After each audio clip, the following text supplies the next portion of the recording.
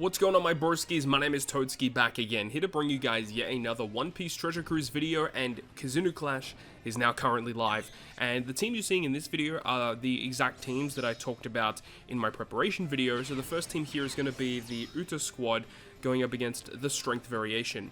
Now, the big key takeaway that you need to know for the strength variation is what occurs in the preemptive attack on stage 3, where you're inflicted with 100,000 damage, and then post level 31 it actually becomes 200,000 damage, so you need a way to tank that hit.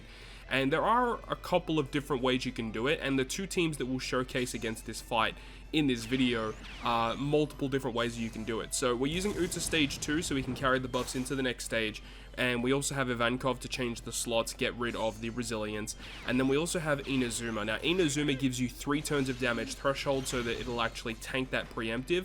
As long as it's 2 turns of threshold, that's actually kind of what you need, because 2 turns of threshold will still count for the preemptive attack of Borsalino. So luckily this 3-turn one with Inazuma will tank it very comfortably, and even post level 31 will easily tank that hit. And then we have the Kinemon Dendro, which is not the best choice for this team, but they do allow us to get rid of the defense up on the enemy side of the field. The secondary Uta gives us the tandem slots, and then the support of Shanks for color affinity works pretty well, at least in the initial stages.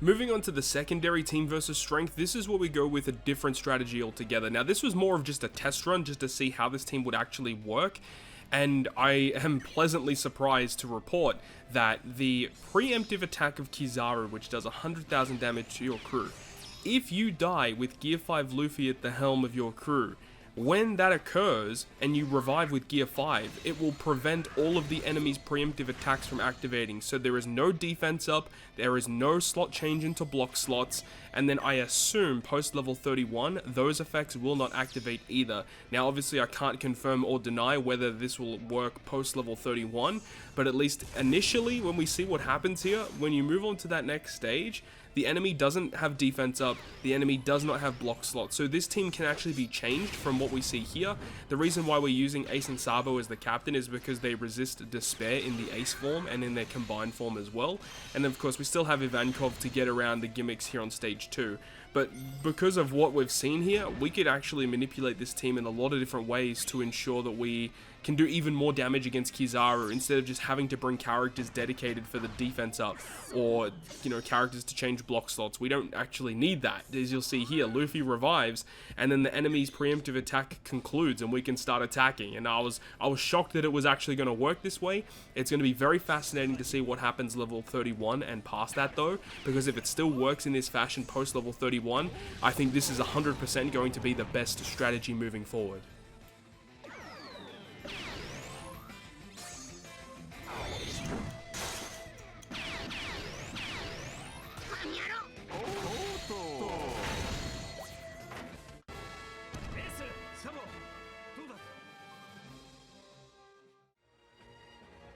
Now we can have a look at the secondary fight, which is versus Int, and this is by far and away the easiest of all the fights, mainly because they allow you to use shooters and free spirits. Those are the characters that receive cooldown, and if you are able to use Uta as your friend captain, Uta deals with a lot of the gimmicks here. She's so good here, and we have Uta basically to deal with the special bind that occurs on battle 2, and she also continuously gives us an attack boost. Just works very well with the 6-star Gear 5 Luffy, as he is a color affinity and an orb boost. You have Uta for an attack boost, and it works super well.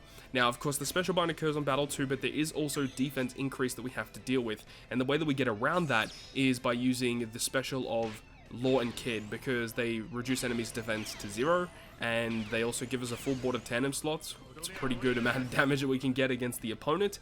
And then, of course, when we reach the last stage, there is bind that occurs to the bottom row, but Luffy's captain ability resists that. There is also resilience, which is why we have Sanji, and he also gives us chain boundary. We have chain addition with Yamato, and then we've also got chain multiplicative buff via the Brook support attached to Usopp and Yasop.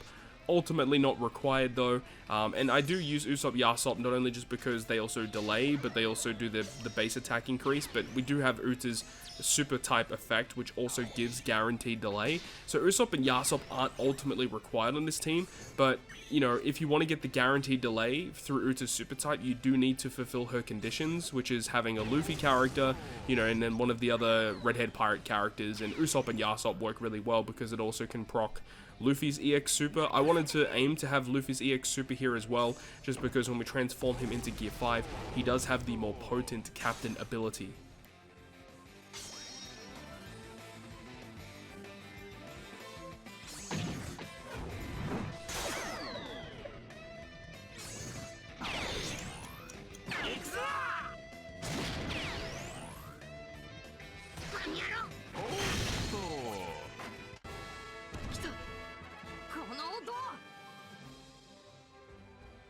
And then the secondary team that I've built here is using 6-star plus Luffy instead, and this is just an absolute breeze to go through, really no issues at all.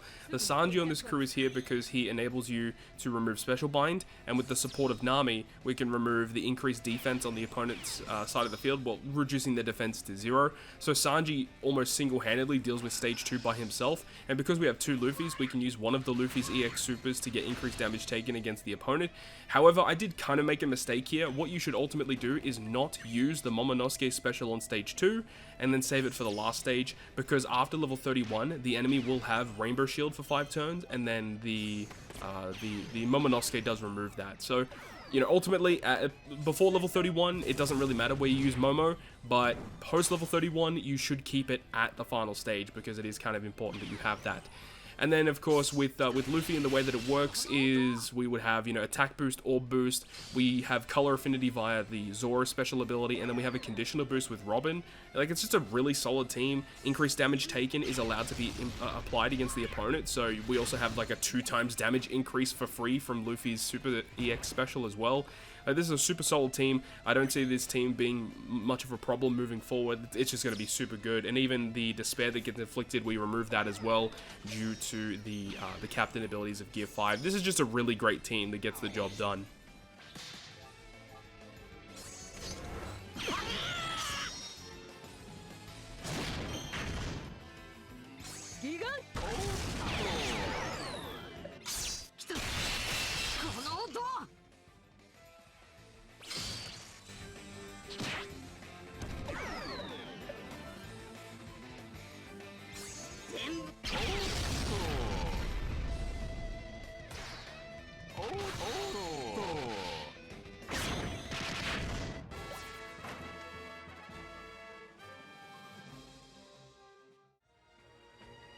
Now we get to the most difficult of all the bosses, this quick dex strength variation where the enemy's HP bar is 3 different colors.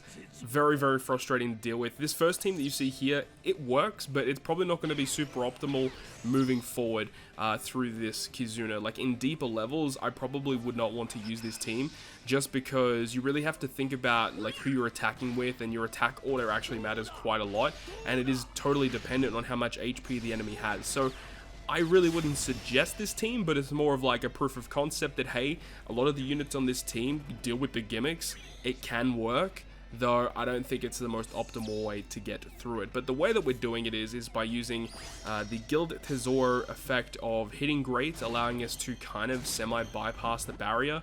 So that helps us out a lot. And then obviously with Guild Tesoro's special giving us a very significant chain locking effect. His super type giving rainbow slots, which can also be locked via his special ability. Carrying those into the final stage is really, really good, because having a way to make bomb slots beneficial is not very easy to do. So if we can just have these rainbow slots on our crew, that's going to be really ideal for us. And then of course when we reach the last stage, the bomb slots are going to be pretty prevalent, but they shouldn't be too much of an issue. We also have Luffy and Ace because they're just super strong here, because they allow you to get a burn conditional, and they are also a rainbow orb booster, so they just work really well for this squad. Nami on the crew deals with a lot of the gimmicks on the last stage, including the rainbow shield, and she also provides an attack boost, a rainbow attack boost for the crew. And then Kizaru gives a color affinity boost and a chain boost. The chain boost is redundant due to the Guild Tesoro chain locking effect, but when you have all of these effects activated, you have your 2 captains, which are quick. You have Dex Borsalino, and you have Strength Nami. So we have, you know, a Strength Dex quick combo, and then we can attack in a decent order to ensure that we actually get the damage to work out in our favor. But as I said, in deeper levels where you really have to think and, you know, really hope that you have enough damage to break through each of these different HP bars, it's gonna be a bit of a funky one, that's for sure. So look, I'm not the biggest fan of the team. It does work for sure, and you could probably carry this through pretty deep levels in the KIZUNA, but personally, probably not my favorite.